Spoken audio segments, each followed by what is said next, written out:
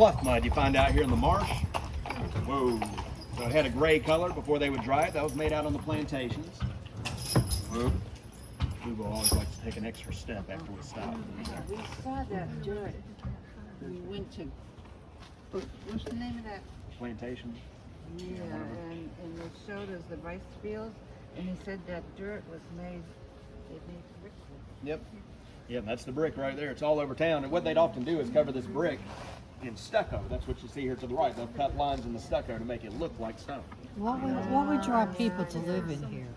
What now? Like, what would attract people to live in here? You don't like our city? I like it, but I don't know if I'd like to live. Well, that's your choice. You know, no, People what like I'm it. saying is, the what is the attraction of living? I'm serious. I'm serious too. I mean, I don't know what to tell you. People like living here. It's a beautiful place to live. No, I mean in this area, it's all over the water. I mean, it's beautiful. Yeah, I mean, it's America's most historic city, so you're either into that or you're not. You couldn't have company.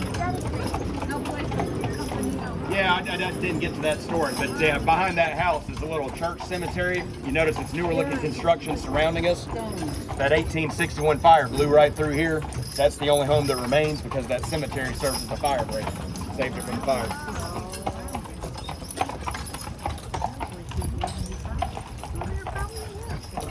Yeah, it's all a movie set. There's nobody in it.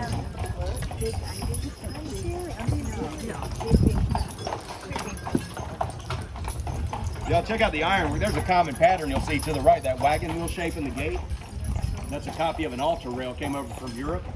Ended up in one of the churches. All the blacksmiths liked it, so they started to copy and make variations of it. Mostly wrought iron here in town. Except cheap. Hand blacksmith wrought iron. A lot of the early stuff lost to fire. The various war efforts got melted in. That's beautiful. Those are built around the Civil War. Beautiful.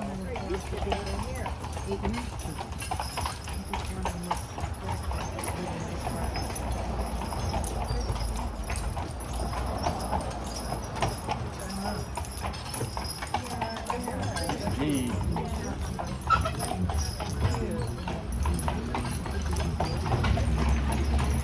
And y'all take a look way down to the right at the end of the road. You'll see the old exchange building that sits on the original seawall. You can take a tour of that building. They still have a piece of the Half Moon battery from the old seawall down in their basement. That's the only remaining visible piece. And they call the basement the dungeon, housed prisoners of war during the American Revolution. It floods down there. Imagine POWs chained up in the flooded basement. Oh my goodness. That is one of 4 existing structures where the U.S. Constitution was ratified, and they even held a concert and ball for President George Washington down there in 1791. He was in town for about a week. He was on a tour of the South, stayed in Charleston longer than any other city he visited.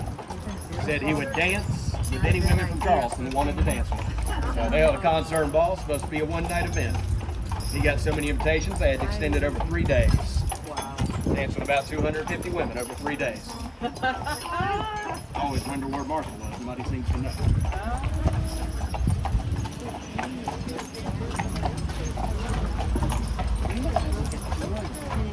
I know, it's neat. So the door's open over here. Move. Move. Stand. The door's open. Yeah. Yeah, you can go in there and say, hey. But take a look at the color of the porch ceilings up here. You see the light blue? You'll find that all around town. We call that haint blue, H-A-I-N-T. Haint is a Gullah word for a haunt or a spirit. And the Gullah people believe spirits can't cross over water. So it became a common tradition. They used the haint blue to try and protect their home from evil spirits. Very cool.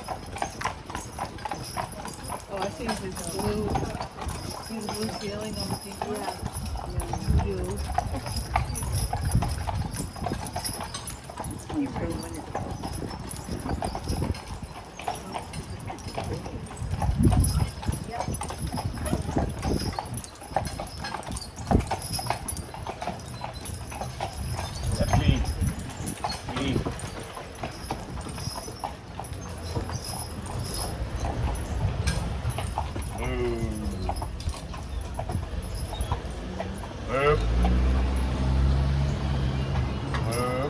Oh, look at those doors. Those are cool. Yeah. of the ice.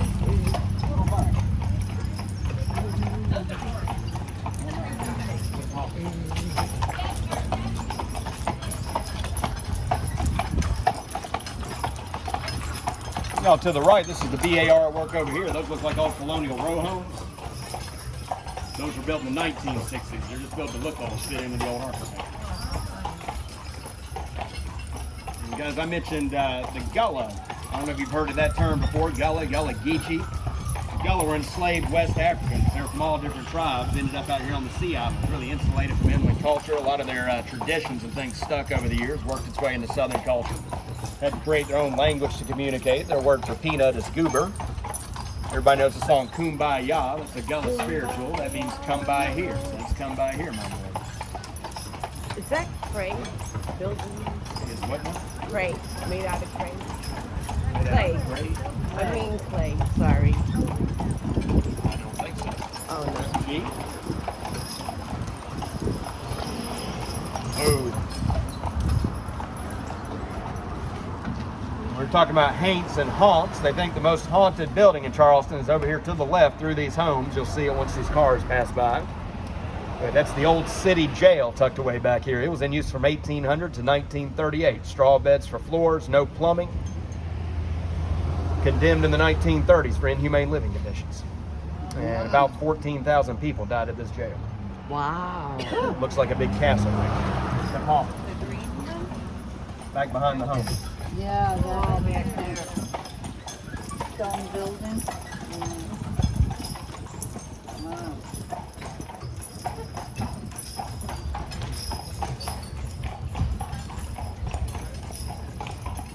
Sale. Look across the street from the jail, you see the Hank Blue on the doorways? That's Charleston's oldest public housing. That means those guys had to get permission from the city to paint that Hank Blue on the door. Being across from the jail. 14,000 people, where do you think they ended up? They're buried right here. Mass unmarked graves. Unmarked graves.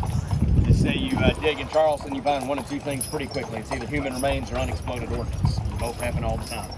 Unexploded. So there's another reason for you to move here. Yeah.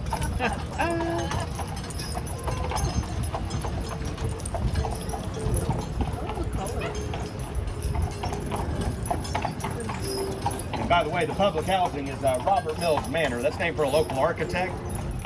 Robert Mills, he went on to design the Washington Monument in D.C. He's considered the first American-born and trained architect of any note. Built a marine hospital that's still standing back behind those homes in the 1830s.